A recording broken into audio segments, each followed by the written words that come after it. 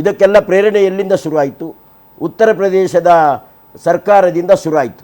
ಎಲ್ಲಿವರೆಗೆ ಸರ್ ಮಜೀದ್ ಖಾನ್ ಅವರೇ, ಇದೇ ಯೋಗಿ ಆದಿತ್ಯನಾಥ್ ಅವರ ಬುಲ್ಡೋಸರ್ ಸಂಸ್ಕೃತಿಯನ್ನ ಇದೇ ಕಾಂಗ್ರೆಸ್ ಸರ್ಕಾರ ವಿರೋಧಿಸಿತ್ತು. ಸೊ ಇದಕ್ಕೆ ವೈರುಧ್ಯ ಇದೆ.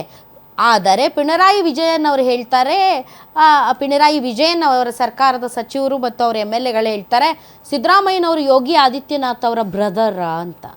So that is not the issue. ಇಲ್ಲಿ ಅಕ್ರಮ ಎಸಗಿರೋದು, ಸರ್ಕಾರಿ ಭೂಮಿಯನ್ನು ಎನ್ಕ್ರೋಚ್ ಮಾಡಿ. ಎಲ್ಲಿ ಬರುತ್ತೆ ಮೇಡಮ್ ಅಕ್ರಮ? ಇದರಲ್ಲಿ ಅಕ್ರಮ ಅಂತ ಅವರಲ್ಲಿ ಆಧಾರ್ ಕಾರ್ಡ್ ಇದೆ, ವೋಟರ್ ID ಇದೆ, ಅಲ್ಲಿ ಒಂದು ಶಾಲೆ ಮಾಡಿದ್ದಾರೆ, 300 ಮಕ್ಕಳು ಶಾಲೆಯಲ್ಲಿ ಕಲಿತಾ ಇದ್ದಾರೆ, ಅವರ ಬರ್ತ್ ಸರ್ಟಿಫಿಕೇಟ್ಗಳಿವೆ. ಇದೆಲ್ಲ ಹೇಗೆ ಅವ್ರಿಗೆ ಅಕ್ರಮ ವಲಸಿಗರಾದ್ರೆ? ಈಗ 2-3 ವರ್ಷದಿಂದ ಇರೋರು ಅವರು ಅಂತ ಅದು ಇವರು ಪ್ರೊಪಗೇಟ್ ಮಾಡ್ತಾ ಇರೋದು. 2-3 ವರ್ಷ ಸ್ಯಾಟಲೈಟ್ ಇಮೇಜಸ್ ಕೂಡ ಕೊಡ್ತಾರೆ ಅವರು. ಈಗ ಇವರು ಸ್ಯಾಟಲೈಟ್ ಇಮೇಜು ಅದು ಇನ್ನೊಂದು ಮತ್ತೊಂದು ಅಂತ ಹೇಳ್ತಾರೆ. ಇಲ್ಲಿ ಒಂದು ರೆವಿನ್ಯೂ ಡಿಪಾರ್ಟ್ಮೆಂಟ್ ಇದೆ, ಕೃಷ್ಣ ಬೈರೇಗೌಡರು ಅದರದ್ದು ಈಗ ಸಚಿವರಾಗಿದ್ದಾರೆ. ಅವರೇ ಅಲ್ಲಿ ಕಾರ್ಡ್ ಕೊಟ್ಟು ಅವರು ವೋಟ್ ಹಾಕಿಸ್ಕೊಂಡಿದ್ದಾರೆ. ಇವರು 2 ವರ್ಷದ ಹೇಳ್ತಾ ಇದ್ದಾರೆ. ಸರಿಸುಮಾರು 30 ವರ್ಷಗಳಿಂದ ಅಲ್ಲಿ ಅವರು ವಾಸ ಮಾಡಿಕೊಂಡು ಬರ್ತಾ ಇದ್ದಾರೆ. ಈಗ ಇವರು ವೇಸ್ಟ್ ಮ್ಯಾನೇಜ್ಮೆಂಟ್ ಅಂತ ಹೇಳ್ತಾ ಇದ್ದಾರೆ. ಅಲ್ಲಿ ಇವರು ಅದನ್ನ ವೇಸ್ಟ್ ಮ್ಯಾನೇಜ್ಮೆಂಟ್ ಹೇಳ್ತಾ ಇದ್ದಾರೆ.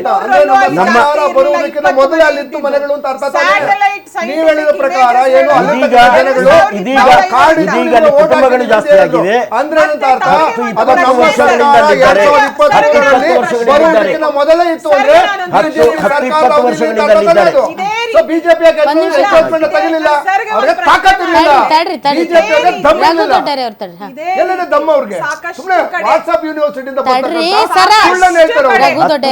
ವರ್ಷಗಳಿಂದ ವರ್ಷಗಳಿಂದ ನಡೆದಿದೆ ಸರ್ಕಾರ ಈ ಹಿಂದೆ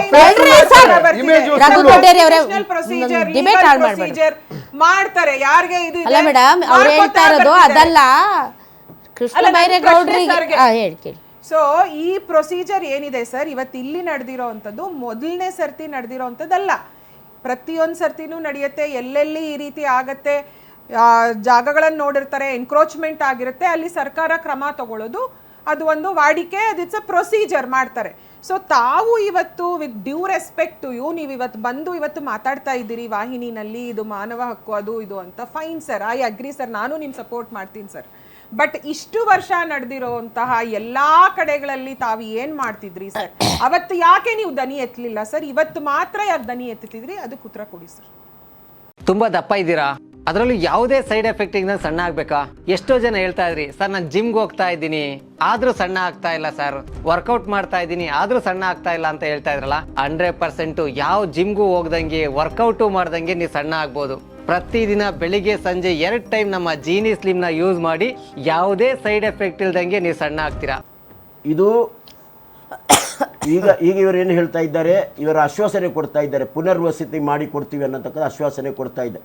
ಇದನ್ನು ಮುಂಚೆನೇ ಮಾಡಬೇಕಿತ್ತು. ನಮ್ಮ ಎದುರು ಚಾಮರಾಜನಗರದ ಉದಾಹರಣೆ ಇದೆ. ಗ್ಯಾಸ್ ಟ್ರಾಜಿಡಿ ಆಯಿತು, ಲೀಕ್ ಆಯ್ತು. ಅಲ್ಲಿ ಆಕ್ಸಿಜನ್ ಸಿಗದೆ 30-38 ಜನ ಸತ್ತು ಹೋದ್ರು. ಅಲ್ಲಿ ಸರ್ಕಾರ ಏನು ಮಾಡಿತು? 2-2.5 ವರ್ಷ ಆಯಿತು. ಅವ್ರಿಗೇನಾದರೂ ಪುನರ್ವಸತಿ ಕಲಿಸುವಂಥದ್ದು, ಅವರಿಗೆ ಸರ್ಕಾರಿ ನೌಕರಿಯನ್ನು ಕೊಡುವಂಥದ್ದು ಅಥವಾ ಅವರಿಗೆ ಒಂದು ಮನೆ ಕಟ್ಟಿಕೊಡತಕ್ಕಂಥ ಕೆಲಸವನ್ನು ಇದುವರೆಗೆ ಸರ್ಕಾರ ಮಾಡಿಲ್ಲ. ಈ ಪುನರ್ವಸತಿ ಕೊಡ್ತೀವಿ ಅಂತ ಹೇಳಿ ಅವರು ಒಕ್ಕಲೆಬ್ಬಿಸತಕ್ಕಂಥ ಒಂದು ಕೆಲಸ ಏನು ಮಾಡ್ತಾ ಇದ್ದಾರಾ, ಈ ಸರ್ಕಾರದ ಮೇಲೆ ನಮಗೆ ನಂಬಿಕೆ ಇಡ್ಲಿಕ್ಕೇನೆ ಸಾಧ್ಯ ಆಗ್ತಾ ಇಲ್ಲ. ಬಟ್ ನನಗೆ ಒಂದು ಅರ್ಥ ಆಯಿತು, ಈ 3 ಪಕ್ಷಗಳು, ನರಸಿಂಹಮೂರ್ತಿ ಅವರೇ, ನಾಳೆ ಅಕ್ರಮ ತೆರವು ನಿನ್ನೆನೂ ನಡೆಯಿತು, ಇವತ್ತು ನಡೆಯುತ್ತೆ, ನಾಳೆನೂ ನಡೆಯುತ್ತೆ ಸರ್. ಅಕ್ರಮ ತೆರವು, ಅದರಲ್ಲಿ ಬಡವರು ಇದ್ದಾರೆ, ಶ್ರೀಮಂತರು ಇದ್ದಾರೆ, ಮಧ್ಯಮ ವರ್ಗದವರು ಇದ್ದಾರೆ. ಇವರೇ BDIಯಿಂದ ಮನೆ ಕಟ್ಟಿಕೊಟ್ಟು ಕೆರೆಯನ್ನು ಒತ್ತುವರಿ ಮಾಡ್ಕೊಂಡ್ರೆ ಸರ್ಕಾರನೂ ಇದೆ ಸರ್. ಸರ್ಕಾರನೂ ಇದರಲ್ಲಿ ಪಾರ್ಟಿ. ಬೆಂಗಳೂರಲ್ಲಿ ಭಾಳಷ್ಟು ಕಡೆ ಕೆರೆಯನ್ನು ಒತ್ತುವರಿ ಮಾಡ್ಕೊಂಡು ಸರ್ಕಾರ BDIಯಿಂದ ಫ್ಲ್ಯಾಟ್ಗಳನ್ನು ಕಟ್ಟಿ ಮಾರಿದೆ. ಸರ್ಕಾರನೂ ಇದೆ ಇದರಲ್ಲಿ. ಇವತ್ತು ಇವರೆಲ್ಲ ಕಾನೂನಿನ ಬಗ್ಗೆ ಮಾತಾಡ್ತಾ ಇದ್ದಾರೆ. ಇಂಥ ಅಕ್ರಮ ಮಾಡಿದರೆ ಕಾನೂನು ಪ್ರಕಾರ ಆಗಬೇಕು ಅಂತ BJP ಅವರು ಮಾತಾಡ್ತಿದ್ದಾರೆ ಅದೇ ಲೈನಲ್ಲಿ, ಕಾಂಗ್ರೆಸ್ ಅವರು ಅದೇ ಲೈನಲ್ಲಿ ಮಾತಾಡ್ತಾ ಇದ್ದಾರೆ, JDS ಅವರು ಅದೇ ಲೈನಲ್ಲಿ ಮಾತಾಡ್ತಿದ್ದಾರೆ. ನಾಳೆ ಅದು ಮುಸಲ್ಮಾನರೆಲ್ಲ ಜಾಸ್ತಿ ಅಲ್ಲಿ ಒಕ್ಕಲಿಗರೋ ಲಿಂಗಾಯತರೋ ಅಥವಾ ಬೇರೆ ಸಮುದಾಯದವರು ವಾಸಿಸ್ತಾ ಇದ್ರು ಅಂತ ಇಟ್ಕೊಳ್ಳಿ. ಅಲ್ಲೇನಾದರೂ JCB ನುಗ್ಗಿಸಿದರೆ BJP ಇದೇ ರೀತಿ ಕಾನೂನಪ್ಪ ಏನು ಮಾಡೋಕ್ಕಾಗಲ್ಲ, ನುಗ್ಗಿಸ್ರಿ ಹೊಡೀರಿ ಅನ್ನುತ್ತಾ. ನಾಳೆ BJP ಅಧಿಕಾರಕ್ಕೆ ಬಂದಾಗ ಇದೇ ರೀತಿ ಕಾಂಗ್ರೆಸ್ಸು ಪರವಾಗಿಲ್ಲ ಹೊಡೀರಿ, ಇದು ಕಾನೂನು ಪ್ರಕಾರ ಹೊಡಿಬೇಕು, ಏನು ಮಾಡೋಕ್ಕಾಗಲ್ಲ, ಕಾನೂನು ನೋಟಿಸ್ ಕೊಟ್ಟಿದ್ದಾರೆ ಅಂತ ಮಾತಾಡ್ತಾರ ಇವರು? ಹೇಳಿ ಸರ್ ನೀವು. ಮೊಟ್ಟ ಮೊದಲಿಗೆ ನನ್ನ ತಡವಾಗಿ ಬಂದಿದ್ದಕ್ಕೆ ಕ್ಷಮೆ ಇರಲಿ. ಈಗ ನನಗೆ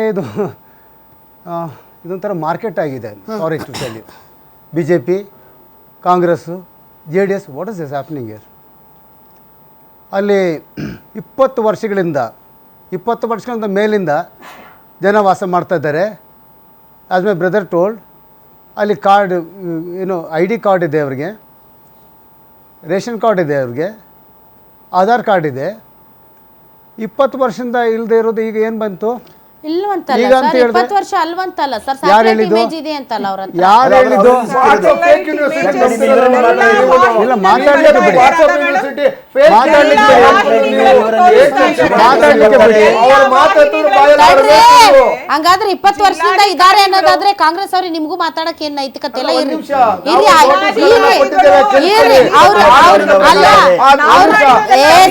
ಏನ್ ಮಾತಾಡ್ತೀರಿ ನೀವೆಲ್ಲ? ಏನ್ರಿ ಮಾತಾಡ್ತೀರಿ ನೀವು? ಏನ್ ಮಾತಾಡ್ತೀರಿ ನೀವು? ಒಂದ್ ನಿಮಿಷ ತಡ್ರಿ. ಅಲ್ಲ, ಅವ್ರು 3 ವರ್ಷ ಅಧಿಕಾರ ಮಾಡಿದ್ರೆ ಅದಕ್ಕಿಂತ ಹಿಂದೆ ನೀವು ಇದ್ರ ಕಳ್ಳೆಕಾಯಿ ತಿನ್ಕೋತ ಕೂತಿದ್ರೇನೋ ನೀವು? ವೋಟ್ ಬ್ಯಾಂಕ್ಗೋಸ್ಕರ ಇಲ್ಲೆಲ್ಲ ಮುಸಲ್ಮಾನರಿಗೆ ವೋಟ್ ಹಾಕ್ಲಿ ಅಂತ ನಾಚಿಕೆ ಆಗ್ಬೇಕು ನೀವು ಕಾಂಗ್ರೆಸ್ ಅವ್ರಿಗೆ, ಬಿಜೆಪಿ ಅವ್ರಿಗೆ. 20 ವರ್ಷದಿಂದ ಅಲ್ಲಿದ್ದಾರೆ ಅನ್ನೋದನ್ನ ಎಂಡೋರ್ಸ್ ಮಾಡ್ತಾರೆ, ಮತ್ತೆ ಮಾತಾಡ್ತಾರೆ. ಮಾತಾಡಕ್ ಬಿಡ್ರಿ ನರಸಿಂಹಮೂರ್ತಿ ಅವ್ರನ್ನ. ಸರ್, ಇಲ್ಲಿ ರಾಜಕೀಯ ದಯವಿಟ್ಟು ಮಾತಾಡಕ್ಕೆ ಹೋಗ್ಬಿಡಿ, ದಯವಿಟ್ಟು ನನ್ನ ರಿಕ್ವೆಸ್ಟ್ ಇದೆ. ಸರ್ ದಯವಿಟ್ಟು ಫ್ಯಾಕ್ಟ್ಸ್ ತಿಳ್ಕೊಳ್ಳಿ. Let him talk. ಲೆಟ್ ರಾಜಕೀಯನೇ ಮಾತಾಡ್ತಿರೋದು ನೀವು ರಾಜಕೀಯನೇ ಮಾತಾಡ್ತಿರೋದು. ಯಾಕಂದ್ರೆ ನೀವು ರಾಜಕೀಯ ಪಕ್ಷದವರು. ರಾಜಕೀಯ ಮಾತಾಡ್ದೆ ಏನು? ಪ್ರೆಸಿಡೆಂಟ್ ಅವನು ಅಲ್ಲ, ಇವನು ಅವನು ಯಾರು? ಈಸ್ ನಾಟ್ ಇಂಡಿಯನ್, ಉಮೇಶ್ ಅವರೇ, ಈಸ್ ನಾಟ್ ಉಮೇಶ್ ಇಂಡಿಯನ್, ಅವರೇ, ಈಸ್ ಮಾತಾಡಕ್ ನಾಟ್ ಬಿಡ್ರಿ. ಇಂಡಿಯನ್.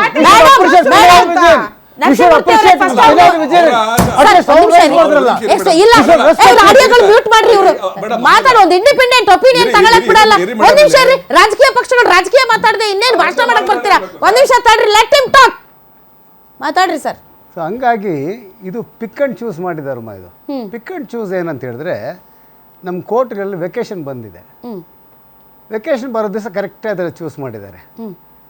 ಒಂದೇ ದಿವಸಕ್ಕೆ ಏನೋ ಅಲ್ಲಿ ಬಳಗಾಂ ಮೇಲೆ ಸೆಷನ್ ಆಯ್ತಲ್ಲ, ಅದು ಮುಗಿದ ಮೇಲೆ ತಕ್ಷಣ ತೆಗಿತಾರೆ. Is it not a pick and choose? But ಯಾಕೆ ಅದನ್ನ ಪಿಕ್ ಅಂಡ್ ಚೂಸ್ ಇದನ್ನ ಯಾಕೆ ಚೂಸ್ ಮಾಡಿದ್ರು? ಯಾಕೆ? ಬೇಕಾದಷ್ಟು ಒತ್ತುವರಿಗಳಿದಾವೆ ಸರ್. ಬಹಳಷ್ಟು ರಾಜಕಾರಣಿ ಒತ್ತುವರಿ ಮಾಡಿದ್ದಾರೆ, ದೊಡ್ಡ ದೊಡ್ಡವರು ಮಾಡಿದ್ದಾರೆ, ಶ್ರೀಮಂತರು ಮಾಡಿದ್ದಾರೆ. ನಾನೇನು ಹೇಳ್ತೀನಿ ಅಂದ್ರೆ, ಯಾರು ಕೂಡ ಎಲ್ಲೂ ಕೂಡ ಬಡವರ ಮನೆ ಮೇಲೆ ಕೈ ಇಡಬಾರ್ದು. That is all. ಇದರಲ್ಲಿ ರಾಜಕೀಯ ಇನ್ನೊಂದು ಮತ್ತೊಂದು ಸರ್, ಕಾನೂನು ಎಲ್ಲರಿಗೂ ಒಂದೇ ಅಲ್ಲ ಸರ್. ಬಡವರಿಗೆ ಶ್ರೀಮಂತರಿಗೆ ಎಲ್ಲರಿಗೂ ಒಂದೇ ಅಲ್ಲ ಸರ್ ಕಾನೂನು.